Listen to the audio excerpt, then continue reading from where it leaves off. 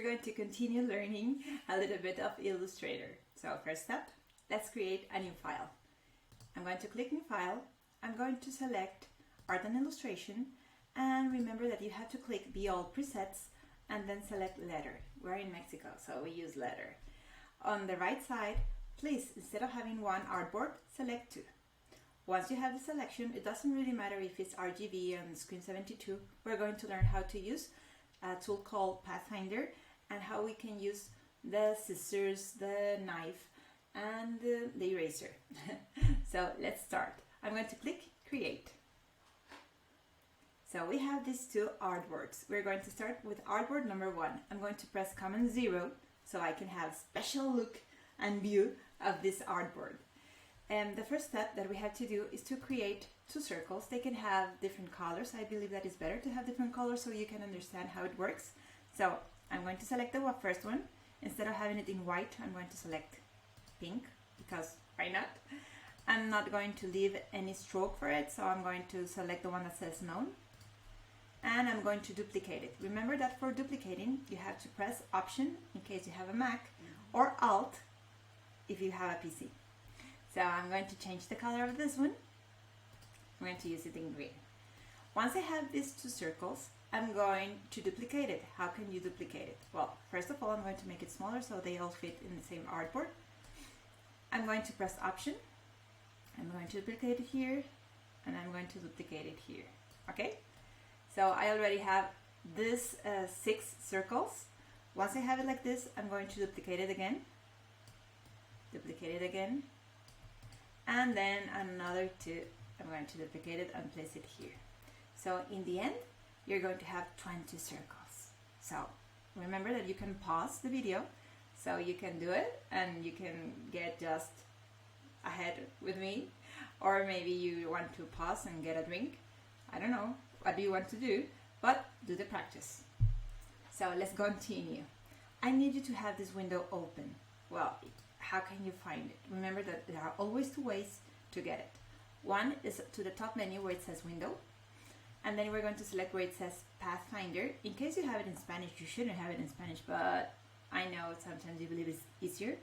It should be in Buscatrazos, okay? I'm going to click Pathfinder. In case you have it on the right side, of the screen, it's going to be this icon, the one that is right here. We're going to remember something that we had seen, in middle school maybe.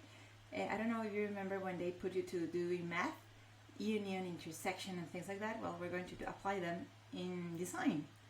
So the first step is to understand that the following tools only work if you have more than one object. If you have just one, nothing is going to happen. You need more than one, okay? Now, usually to have a result, you need to place one object over other, okay? That's another tip.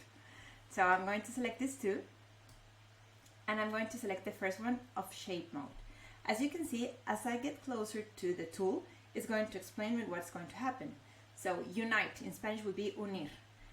The color that is going to be in the end is the one that is on the top, okay? So I'm going to select these 2 objects, and here you have it. So instead of having 2 circles, now I only have 1 object. How can I prove it? Press Command Y, and here you have it. Let's continue with the other tool. This one, I'm going to select both of them. Remember that you have to select more than 1 object. This one is called minus front. So the object that is in the front is going to give shape to the one that is below. I'm going to click it, and here you have it. Remember that we have the circle here. It doesn't exist any longer. Now you have this moon. I'm going to continue the third option. This one is called intersection, okay, or intersect. Remember that in math you used to have something like this? Well, what you have in the middle is not a Taylor Swift sign. That is the intersection that you're going to have. The color that is going to be placed here depends on the color that you have in the front. But again, you can change it, okay? Nothing is like set. I mean, you can change the future too as well. So I'm going to select the third one, and here you have it. The fourth tool of Shape Mode, I'm going to place these 2 together, is this one. It's the opposite of an intersection. It's an exclusion. So that means that the area that is inside is going to become empty, not white. I'm going to select it, And how can I show to you and prove you that I'm not wrong? Here you have it. It's transparent, okay? It's not any longer there. Now we're going to continue with Pathfinder again, busca trazos. How does it work? Well, again, you place two objects to select them, and now you have the option divide, división. Now, once you have it like this, it's like, okay, they're together, you know, they're like grouped, but if you use the direct selection tool, you know, the white arrow, you're going to be capable to select it and move it. And here you have the division, as you can see. Now you have the combination of this, the intersection, and of course you can separate it by using the white arrow, not the black one, okay? Now let's go with the other option. I'm going to select this too. And this one is called trim. It seems that it does the same thing like here, but I don't know if you can see that there is no curve in this right area. So I'm going to select the white arrow, and here you have it. You can make the division. It's like the one that we have right here at the top. You see that you have like the moon, but it keeps the object that is over the pink one, in my case. I'm going to continue right now with the other tool. This one is called merge. In Spanish, it's going to be called acoplar, if I'm not wrong. So it seems to be like the one that is right here is going to keep the characteristics to have the two objects together, like you can see here. And of course you can separate it. How do I use it? On how people use it? Well, it depends. If you want to do, for example, clouds, merge is going to work. Usually you need to have like the same color. So, or in case you want to do a texture, merge is going to work for you. The other option that we have is this one. I'm going to select this too. And instead of using the one that that we have intersection at the top, as you can see, the result looks similar, but the difference between this and this is that I have the shape of the circle. That means that if I select it with the white arrow, for example, and then I come and select another color, let's see, this one, I'm going to be capable, oops, sorry, let me see if I selected the correct color. I'm going to select blue. Here it is. How or why do I am teaching you to use the Pathfinder? Usually because I do cartoons and it makes your life easier. You know, if you want to make a cloud, instead of doing the trace with the path, you just can put all circles together and then use Pathfinder, I don't know, unite, and you can have the shape of a cloud. If you want to do a dog, any animal, and you know you want to have the neck and the face, you know, it's easier to just put some figures together and unite them. It's going to save you time. Okay, that's why we're learning that. And we have this one, not the last one yet. I'm going to select these two, and I'm going to click where it says outline. Now you're going to say, Brenda, nothing happened, it's transparent, but at the top menu, please go where it says stroke. And here you have it. What it does is to change, you know, the division, but it's going to keep only the qualities of the line. And remember, if you select it with the white arrow, you're going to be capable to transform it like this. Or of course, you can ungroup it, like I just did. How to ungroup, by the way, sorry, I used a shortcut. You can go to the top menu and you can press Shift, Command G, or Shift, Control G if you're a PC user. Okay, and here you can have, for example, the division with the Pathfinder. And the last but not the least, this one you already have used it here. Let me see here. Remember that it was minus front? Well, this is the opposite. I'm going to select both, and this one is going to be minus back. So the back is going to be give the shape to the object that is above. And here you have it. So it's going to give, you know, the contrary, the contrast. So this is how Pathfinder works. Now I'm going to go to the web so you can have an idea. Let me just move myself because I'm not capable to open Firefox. Now, if I type down Pathfinder examples, let's see, in images, you can do something like this, for example, something like this, or like this. Now, these are really easy shapes, as you can see here, by just using Pathfinder. Now, if you want to do an icon or you want to do simple illustration, this is how you do it. Now, let's see this one so I can give you an idea. This is a round rectangle, right? The corners. Now, this is a half circle. Now, instead of doing, you know, point, move to the right and hold and then point, you just can do a circle and then place, I don't know, let's do it on another page, and I will teach in another video how to use the scissors and the eraser and the knife. Let's do this Android icon, okay? Just let me take a look to it because I need to memorize it. Let's go back to Illustrator and you're going to see how easy it is to do it. So, first tool. I'm going to select the round rectangle. Sorry, you know, I'm like, oh, this idea just came to my mind, so I'm going to do it.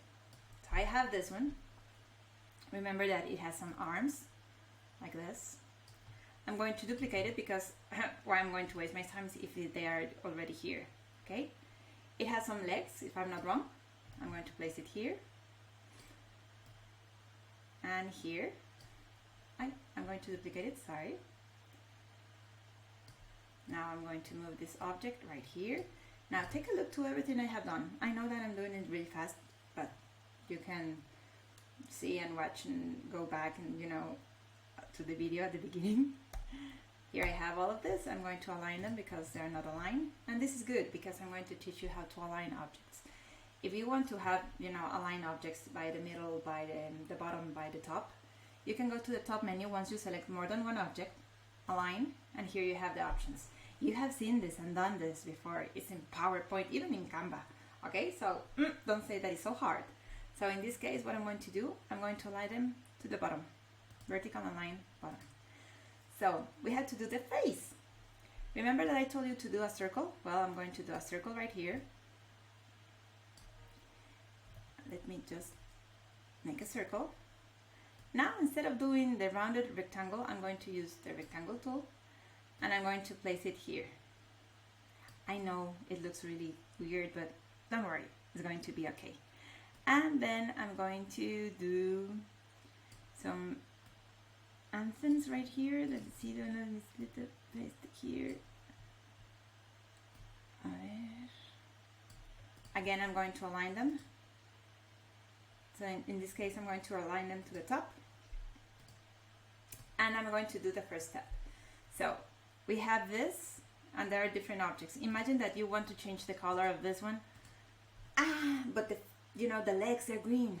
So you have to align them first. How you're going to do it? You're going to select the three objects. Remember, by pressing more than one object is pressing Shift.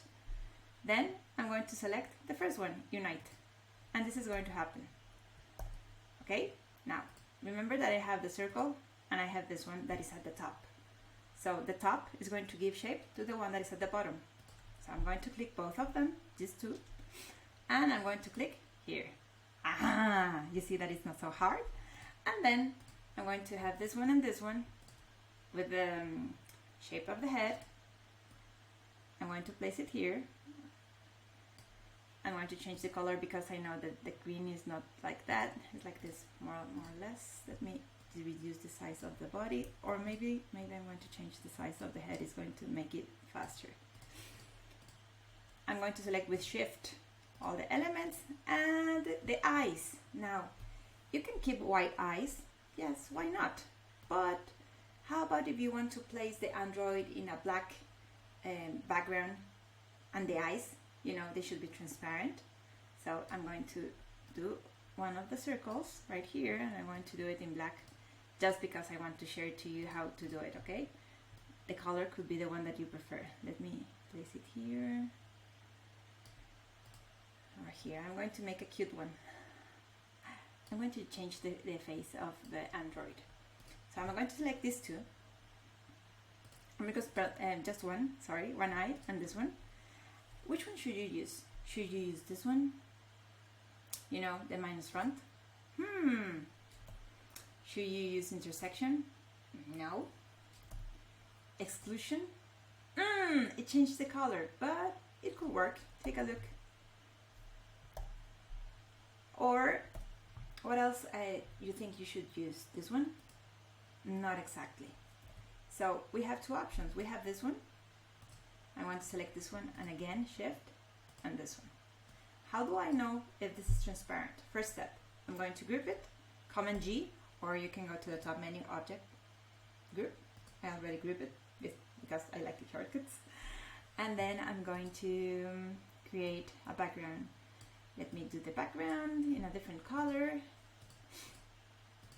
And I'm going to select this object. Now, if you want to move the objects, you know, arrange and come to the front, arrange, go to the back, you can click the right click on the mouse, and you can go where it says arrange. You can send it to the back, bring it to the front, and so on. And as you can see, it's transparent. Now, I am a Mac user. I'm not so sure if the Android looks like this. Let me see. Oh, sorry, it has to be with an angle. My bad. But this is how you can do it, and you can do it really fast, as you can see. Now, I'm going to do another video to share to you how to use the scissors, the eraser, and the knife, because I don't want to have this large video. So I'll see you in the next video. Bye!